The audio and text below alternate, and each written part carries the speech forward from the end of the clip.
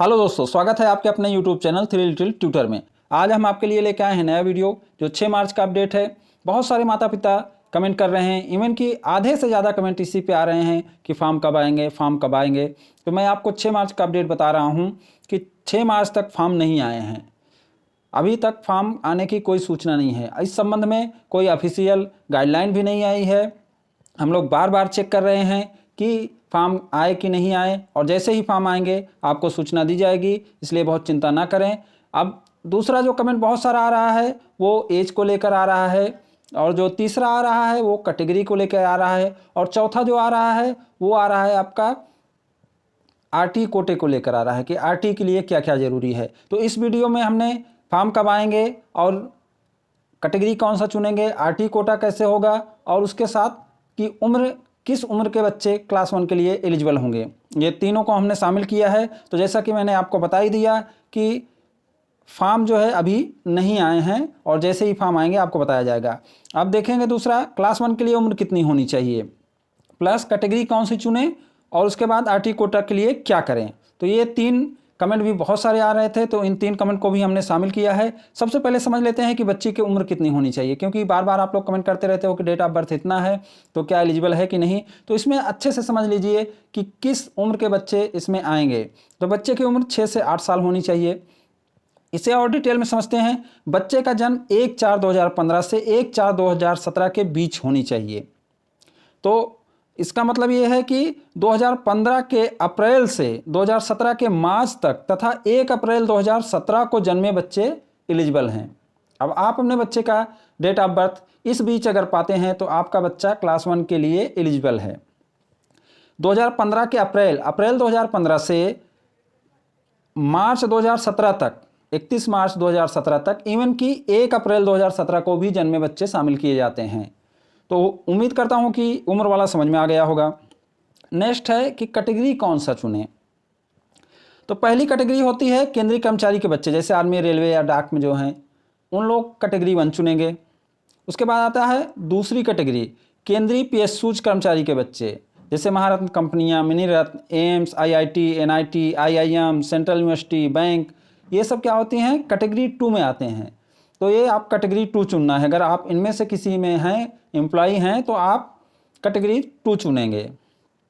Third है राज्य कर्मचारी के बच्चे, जो राज्य सरकार के कर्मचारी हैं वो कैटेगरी 3 चुनेंगे। इसी तरीके से कैटेगरी 4 में राज्य पीएसयू कर्मचारी के बच्चे, जैसे राज्य सरकार के उच्च शिक्षण संस्थान, निगम, कॉर्पोरेशन, जो राज्य सरकार के पीएसयू होते हैं, अगर आप उनके कर्मचारी हैं तो कैटेगरी 4 चुनेंगे। और कैटेगरी 5 में ये चारों के छोड़कर, मतलब जो जर्नल वाले हैं, जैसे खुद का नौकरी है, बिजनेस है, कृषि है, खेतीबाड़ी है, कुछ भी कर रहे हैं, दुकान है, तो वो सब क्या चुनेंगे, कैटेगरी 5 चुनेंगे। अब इसमें एक कैटेगरी और होती है जहाँ कैटेगरी 6 हो जाती है।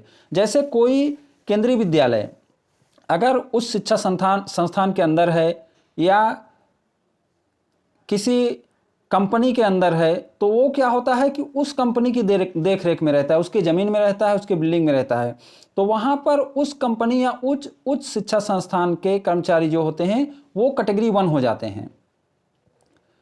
समझ गए आप। जैसे एनटीपीसी है, उसके अंदर कोई केंद्रीय विद्यालय है, या आईआईएम है, उसके अंदर कोई केंद्रीय विद्यालय है, या आईआईटी है, उसके अंदर कोई केंद्रीय विद्यालय है।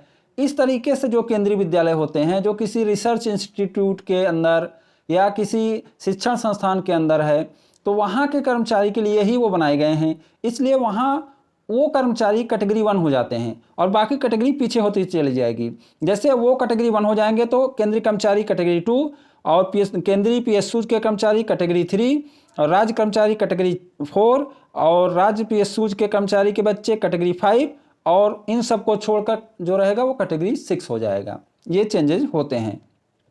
अब समझ लेते हैं। बहुत सारे लोग बोल रहे हैं कि आरटी कोटा में मैं आऊँगा कि नहीं, ओबीसी हूँ आऊँगा कि नहीं, एससी हूँ आऊँगा कि नहीं, एसटी हूँ आऊँगा कि नहीं। तो इसको भी मैं क्लियर कर देना चाहता हूँ।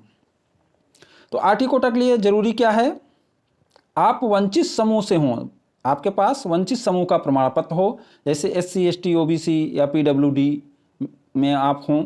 और दूसरा है कमज़ोर आय का वर्ग प्रमाण पत्र। अगर आपके पास कमज़ोर आय वर्ग का प्रमाण पत्र है तब भी आप एलिजिबल हैं। इसमें क्या आता है, जैसे बीपीएल कार्ड, ईडब्ल्यूएस सर्टिफिकेट, ये सब आते हैं। नेक्स्ट है डिस्टेंस सर्टिफिकेट, ये 100 घोषणा पत्र होता है।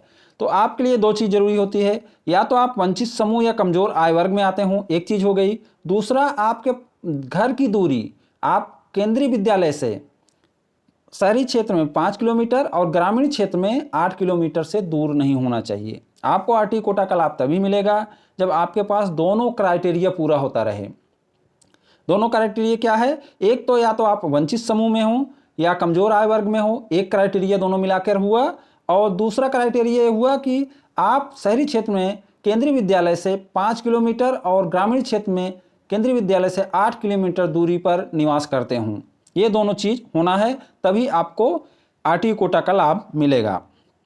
इसमें एक चीज़ और क्लियर कर देना चाहता हूं कि जो ओबीसी का है, तो अगर ओबीसी हैं आप तो एनसीएल होना चाहिए, नॉन क्रीमी लेयर। और एससी एसटी के लिए ऐसा नहीं है। तो जो कर्मचारी हैं अगर वो भी एससी एसटी हैं और उनके घर की दूरी 5 किलोमीटर या 8 किलोमीटर से कम है, तो वो भी आरटी के लिए एलिजिबल होते हैं। उम्मीद करता हूँ आपको समझ में आ गया होगा। अगर आपको ये वीडियो अच्छा लगा हो तो इसे लाइक एंड शेयर करें और हमारे चैनल को सब्सक्राइब भी करें। Thank you for watching.